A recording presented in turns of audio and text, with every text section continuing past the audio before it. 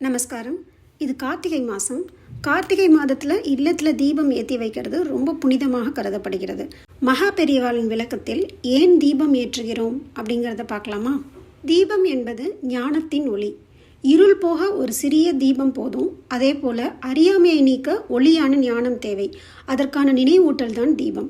தீபத்தை பார்த்த உடனே கோபம் குறையும், மனம் தனியும், உள்ளம் வெளிச்சமாகும். தீபம் எரியும் போது மனமும் நிலையாகும். தீபத்தின் அசையாத சுடர் மனதை அமைதியாக நிறுத்துகிறது. அதனால் பூஜை செய்யும் மனநிலை கிடைக்கும். கவனம் ஒரு புள்ளியில் நிற்கும். தேவையை உணர முடியும். தீபம் அகமான அகங்காரம் கரையும் நிலையையும் எடுத்துக்காட்டுகிறது.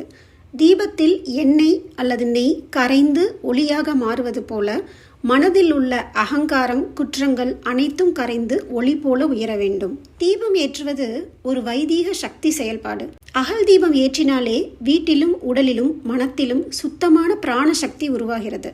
அதை நாம் பார்க்க முடியாது, ஆனால் அதன் நன்மை, அமைதி, சாந்தி அனைத்தையும் உணரலாம். ஒளி எரியும் போது பாவமும் இருளும் ஓடிவிடும். அதனால்தான் ஒவ்வொரு வீட்டிலும் தீபம் ஏற்றுவது மிகவும் அவசியம். இந்த தீபம் ஏற்றுவதோட முக்கியத்துவத்தை சொல்லி முடிக்கும் போது பெரியவா ஒரே வரியில தீபம் ஏற்றுவது வெளி ஒளிக்காக அல்ல, உள்ளம் ஒளி பெறத்தான் அப்படிங்கிறத சொல்றார். ஜெய சங்கர ஹர ஹர சங்கர.